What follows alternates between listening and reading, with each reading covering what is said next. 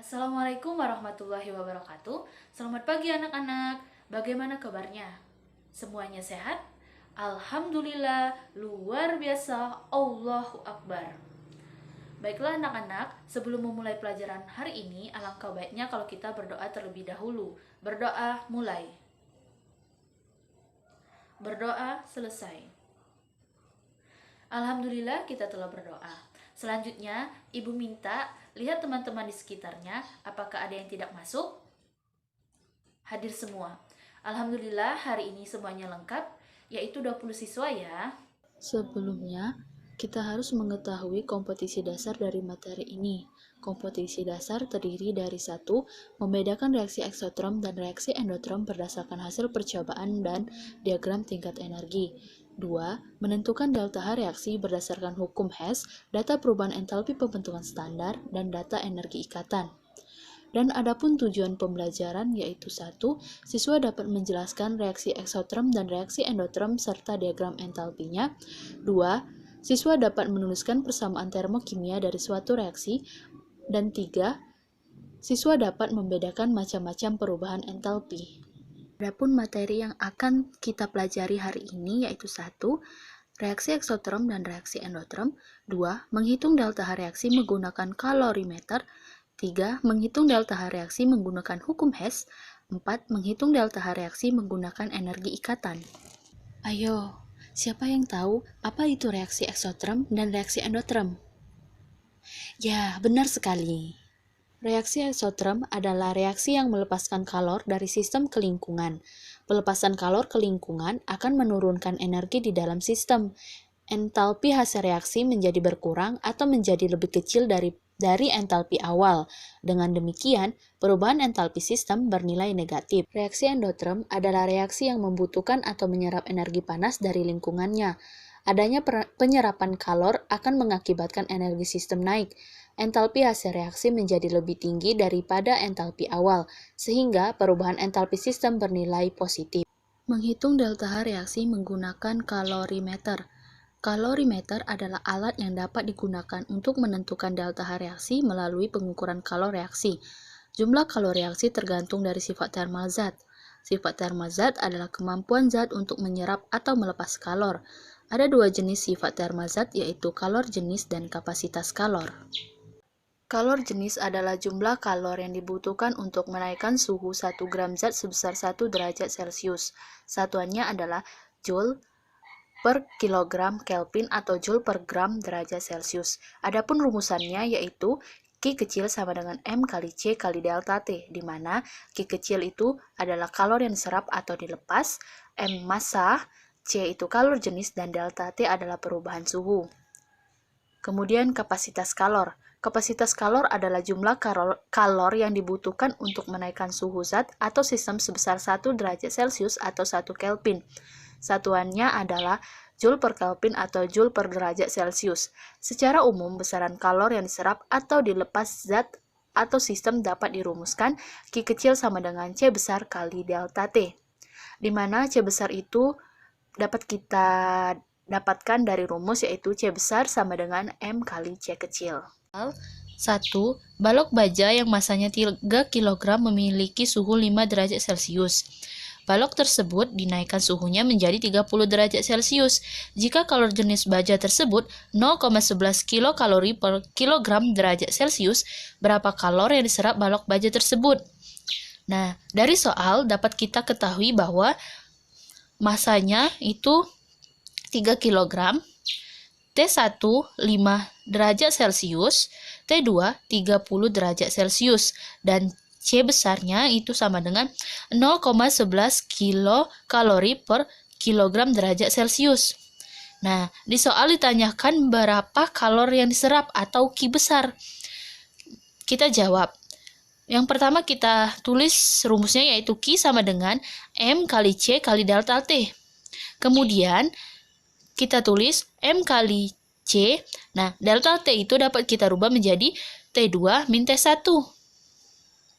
Dan selanjutnya kita masukkan semua nilainya, yaitu M-nya tadi 3 kg, C 0,11, dikali dengan T2-nya 30 derajat Celcius dan T1-nya 5 derajat Celcius.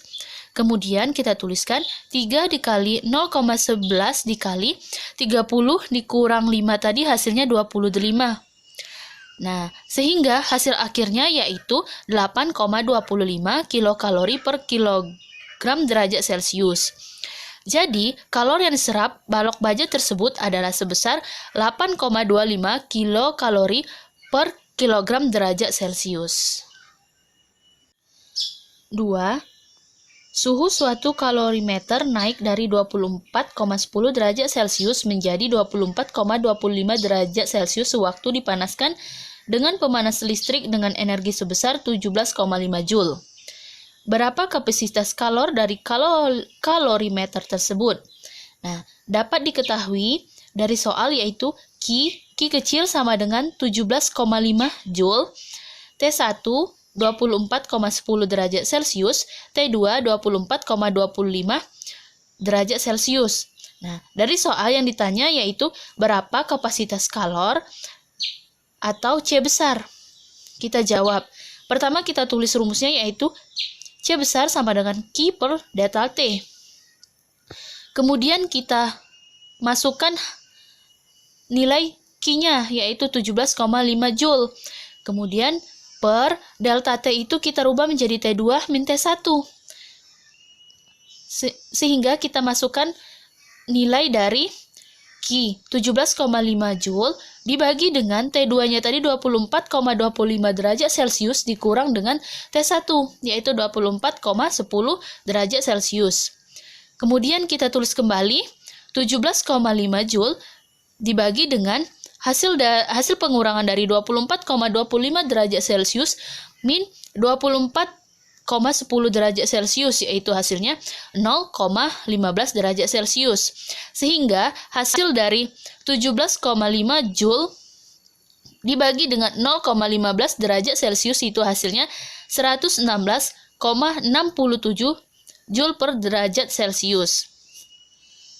Jadi, kapasitas kalor dari kalorimeter tersebut adalah sebesar 116,67 Joule per derajat Celcius. Baiklah, sebelum Ibu melanjutkan materi selanjutnya, apakah ada yang ingin ditanyakan? Baiklah, jika tidak ada, Ibu akan melanjutkan ke materi selanjutnya ya. Menghitung delta H reaksi menggunakan hukum Hess. Jika suatu reaksi berlangsung dalam 2 tahap reaksi atau lebih, maka perubahan entalpi untuk reaksi tersebut sama dengan jumlah perubahan entalpi dari semua tahapan. Adapun aturan yang perlu diketahui untuk menggunakan hukum Hess yaitu 1. Jika suatu persamaan reaksi harus dibalik, maka ubah tanda delta H dari positif menjadi negatif atau sebaliknya. Yang kedua, pada penjumlahan reaksi, jika ada zat yang bisa dihilangkan atau zat muncul di ruas kiri dan kanan persamaan, pastikan fase zat adalah sama. Dan ketiga, jika semua koefisien reaksi dikali atau dibagi oleh suatu faktor yang sama, maka nilai delta H juga harus dikali atau dibagi dengan faktor yang sama. Contoh soal, menentukan kalor reaksi berdasarkan hukum Hess. Biasanya di soal sudah diketahui nilai delta H dari reaksi, yaitu yang pertama H2 plus F2 menjadi 2HF, delta H sama dengan min 537 kJ. Kedua, C plus 2F2 menjadi CF4, delta H sama dengan min 680 kJ.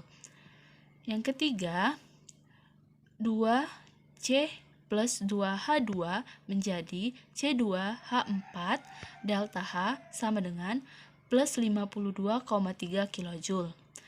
Nah, tentukan entalpi reaksi dari C2H4 plus 6F2 menjadi 2CF4 plus 4HF, itu nilai delta H dari reaksi ini berapa?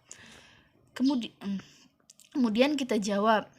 Untuk memudahkan, kita tulis ulang reaksi yang telah diketahui sesuai dengan reaksi yang ditanya.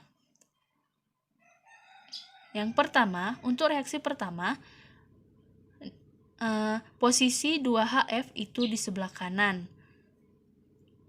Posisinya sama dengan reaksi yang ditanyakan, tetapi yang berbedanya yaitu nilai koefisien. Nilai koefisien reaksi yang ditanya yaitu 4, sedangkan yang diketahui adalah 2. Sehingga di sini reaksi pertama ini semuanya dikalikan dengan 2. Sehingga menjadi 2H2 plus 2F2 menjadi 4HF, delta H-nya menjadi minus 1074 kJ. Kemudian reaksi kedua, kita lihat bahwa posisi CF4 itu berada di sebelah kanan, sama dengan posisinya di reaksi yang ditanya, yaitu di sebelah kanan. Tetapi bedanya, koefisien reaksi yang ditanya ada 2, sedangkan koefisien C4 pada reaksi yang diketahui 1. Sehingga reaksi yang diketahui dikali dengan 2 juga. Sehingga hasilnya menjadi 2C plus 2 dikali 2 menjadi 4F2 menjadi 2 CF4, dan delta H-nya yaitu 680 kJ dikali 2 yaitu min 1360 kJ. Kemudian yang ketiga, pada reaksi yang diketahui C2H4 itu berada di sebelah kanan dan koefisiennya 1. Sedangkan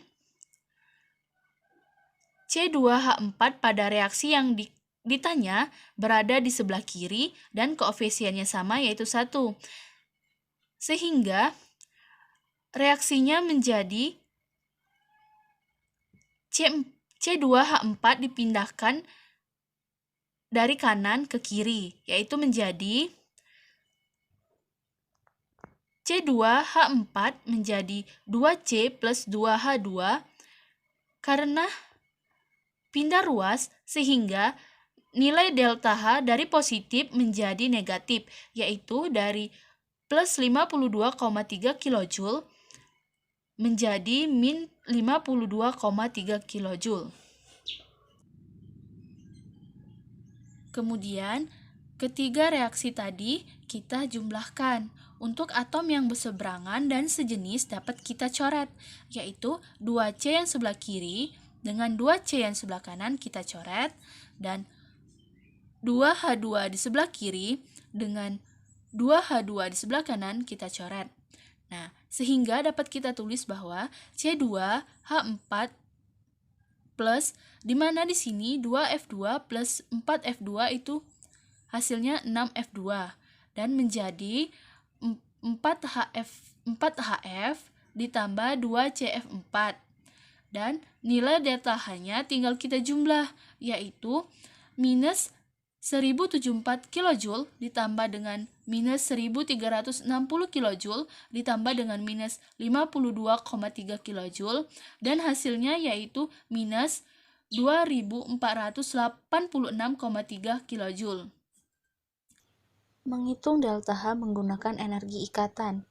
Energi ikatan adalah energi disosiasi atau D besar adalah energi yang diperlukan untuk memutuskan satu mol ikatan dalam suatu mol gas menjadi atom-atomnya dalam fase gas, di mana rumusannya yaitu delta H reaksi sama dengan sigma energi ikatan per reaksi dikurang dengan sigma energi ikatan reaksi.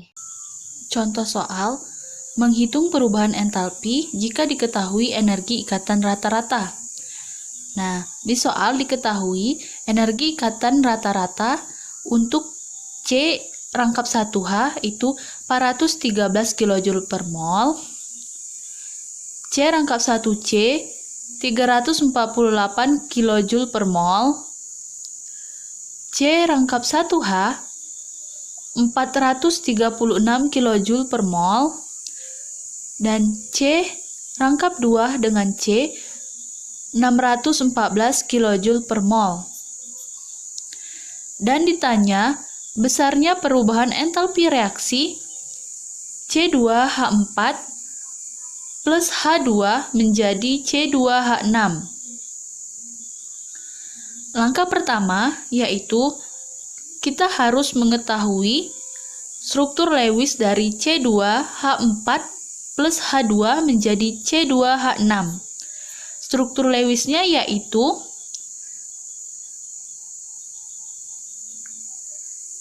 C2 rangkap 2 dengan C, kemudian ada 4H yang mengikat C, kemudian ditambah dengan H rangkap 1 dengan H, dan hasilnya menjadi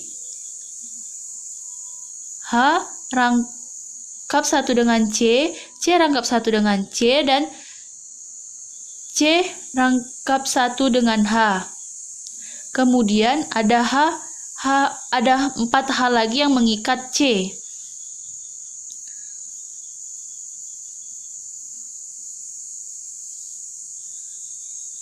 Kemudian untuk mengetahui nilai delta H-nya, yaitu ikatan yang sebelah kiri dikurang dengan ikatan yang di sebelah kanan. Ikatan yang di sebelah kiri itu ada 1 C rangkap 2 dengan C, ada 4 C rangkap 1 dengan H, yaitu 1, 2, 3, 4, dan 1 H rangkap 1 dengan H, yaitu ini. Kemudian yang di sebelah kanan ada ikatan 1 C berikat C rangkap 1 dengan C, yaitu ini. Kemudian ada 6 C rangkap 1 dengan H, yaitu 1, 2, 3, 4, 5, 6. Setelah itu kita masukkan nilai delta H yang telah diketahui di soal tadi, yaitu 1 dikali 614 ditambah dengan 4 dikali 413 ditambah dengan 1 dikali 436. Kemudian dikurang dengan yang sebelah kanan, yaitu 1 dikali 348 ditambah 6 dikali 413. Kemudian hasilnya 614 ditambah 1652 ditambah 436 dikurang dengan 348 ditambah dengan 2478. Hasilnya yaitu 2702 dikurang dengan 2826. Dan hasilnya itu min 124 kJ per mol. Baiklah, untuk tugas materi ini telah Ibu buatkan link Google Form, di mana dalam link tersebut terdapat 5 soal pilihan ganda yang terdiri dari 2 soal hitungan dan 3 soal teori. Kerjakan dengan baik ya. Cukup sekian pembelajaran kita hari ini. Jika masih ada materi yang belum dipahami dan masih ada yang ingin ditanyakan, boleh langsung ditanyakan di grup kelas di Telegram ya. Ibu ucapkan terima kasih dan Ibu akhiri. Wassalamualaikum warahmatullahi wabarakatuh.